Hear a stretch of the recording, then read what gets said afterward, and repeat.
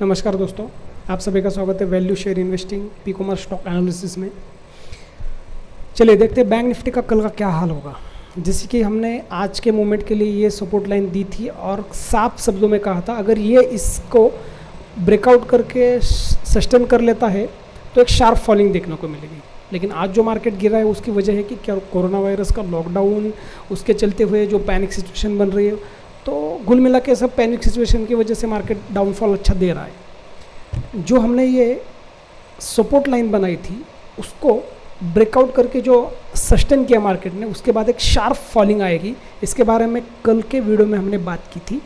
और फिर बाद में लास्ट कुछ लास्ट सेशंस आवर में मार्केट ने खुद को बहुत सारा संभाला है और साइडवेज में चला गया। ये आप देख सकते हैं पूरी तरह से ये साइडवेज मार्केट बन गया है यहाँ पे।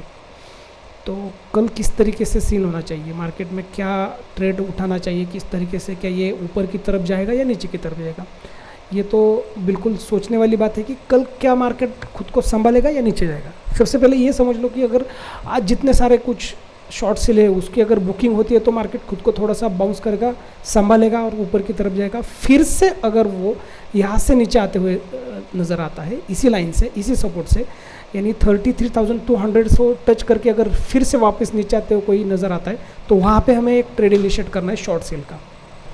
नीचे की तरफ स्ट्रॉन्ग सपोर्ट बन रहा है आज के लो का, उससे अगर ब्रेकआउट करके फिर सस्टेन होता है तो कल के दिन के लिए फिर से एक अच्छी डाउनफॉल, शार्प फॉलिंग देखने को मिल सकती है।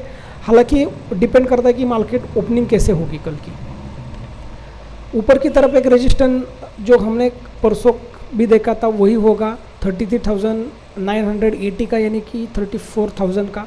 तो ये होगा कल के दिन के लिए लेवल जिसके दायरे में हमें काम करना है। मैं यहाँ पे आपको वो पूरी तरह से लेवल्स मेंशन करके देता हूँ कि अगर मार्केट न्यूट्रल ओपन होता है तो हमें वेट करना है 33,200 तक आने का, और वहाँ से अगर एक शार्प फॉलिंग मिलती है, वहाँ से कोई भी कंफर्मेशन मिलती है सेलिंग की, तो हमें सेल करके चलना है, ठीक है। और अगर मान लीजिए कि ये होगी हमारी लेवल जहाँ से हमारी रेजिस्टेंस बनेगी कल की, फर्स्ट वाली रेजिस्टेंस 33,200 की, नीचे की तरफ सपोर्ट होगा, आज के दिन का लो होगा जो कि 32,300 का होगा। इसके नीचे सस्टेन मार्केट होता है तो फिर से एक शार्प फॉलिंग देखने को मिल सकती है।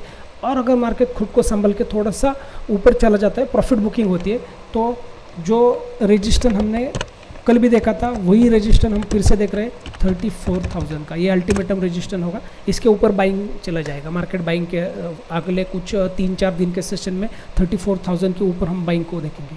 तो क्या संभावना है कल के या परसों के सेशन में 34,000 ब्रेक करके मार्केट बाउंस बुलिश में चला जाए।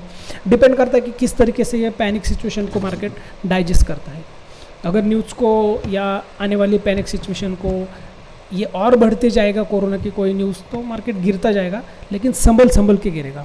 समझ लीजिए मार्केट अगर गिर रहा है तो खुद को संभल के गिराएगा, ऊपर आएगा फिर नीचे चला जाएगा। मतलब अगर कल 33,200 के नीचे आते नज़र आए तो शॉर्ट सेलिंग की पोजीशन बना सकते हैं। और बिल्कुल यहाँ पे अगर फ्लैट ओपनिंग होती है नीचे की तरफ 32,400 की, तो वहाँ से ऊपर जाते हुए हम थोड़ी सी एक प्रॉफिट बुकिंग में खुद को भी डाल सकते हैं कुछ बाइंग के पोजीशन के लिए। और वहाँ पे प्रॉफिट बुकिंग और लोग प्रॉफिट बुक कर रहे हैं, हम अपना एक बाइंग का ट्रेड बना के थोड़ा सा प्रॉफिट निकल के बाहर निकल सकते हैं। लेकिन लंबी अवधि का या ज़्यादा प्रॉफिट लेना है तो शॉर्ट सेलिंग के लिए कल प्रेफर करें। और अगर वॉल्यूम ज़्यादा बनेगा, बाइंग का वॉल्यूम ज़्यादा बनता है, तो बेशक बाय करके चलिए यहाँ तक के लिए।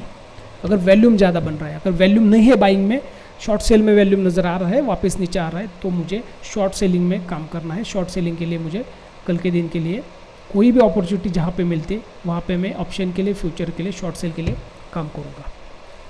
तो ये तो था बैंक निफ्टी के लिए। जैसे आज के दिन का क्लियर, ये तो हमने बोला ही था, अगर यहाँ पे फ्लैट ओपनिंग होती है, इसके नज़दीक ओपनिंग होती है तो हमें शॉर्ट सेल करना है। बिल्कुल मॉर्निंग के पहली दूसरे कैंडल में हमारा प्रॉफिट बन चुका होता। और दूसरी अपॉर्चुनिटी मिली थी यहाँ पे, जैसे इसने इस सपोर्ट को ब्रेक किया, फिर से एक नई अपॉर्चुनिटी मिली यहाँ पे, फिर से हमने नई अपॉर्चुनिटी मिलकर उसका फ़ायदा उठा लिया था आज के दिन के लिए। आशा करता हूँ कि आज आपने अच्छा खासा प्रॉफिट बना लिया होगा। कल के दिन के लिए भी आप प्रॉफिट बना सकते हो, संभल के काम कीजिए कल के दिन के लिए। आइए देखते हैं कि एक स्टॉक निकल के आ रहा है दीपक फर्टिलाइज़र, कल के दिन के लिए शॉर्ट सेलिंग के लिए। ये जो इसकी सपोर्ट लेवल दे रहा हूँ मैं 224 की, इसके नीचे हमें शॉर्ट करके चलना है। ओके, तो ये होगी उसकी लेवल, देखिए नीचे की तरफ की लेवल होगी उसकी 224 की, और इसके नीचे अगर कल नज़र आता है 224 शॉर्ट करके चलना है, और नीचे की तरफ डाउनफॉल में हमें टारगेट रखना है। ऊपर की तरफ फिर अगर यहाँ से कहीं से भी नीचे की तरफ मौका मिलता है तो वहाँ से आपको शॉर्ट सेल करके चलना है। अगर इसे ब्रेक करके नीचे जा रहे तो दीपक फर्टिलाइज़र में कल अच्छा शॉर्ट सेलिंग में मुनाफा निकलने की संभावना नज़र आ रही है। मिलते हैं दोस्तों कल फिर से वीडियो में। आशा करता हूँ कि कल आप अच्छा प्रॉफिट मुनाफा कमा लें। और एक ज़रूरी बात आपसे शेयर करना चाहूँगा कि आप अगर ट्रेड बना रहे हो तो स्टॉप लॉस को बिल्कुल इस्तेमाल कीजिए, विदाउट स्टॉप लॉस ट्रेड मत कीजिए। ये मैं अपनी तरफ से कहना चाहूँगा, बाकी आप लोग तो समझदार हो ही। थैंक यू, धन्यवाद दोस्तों, मिलते कल।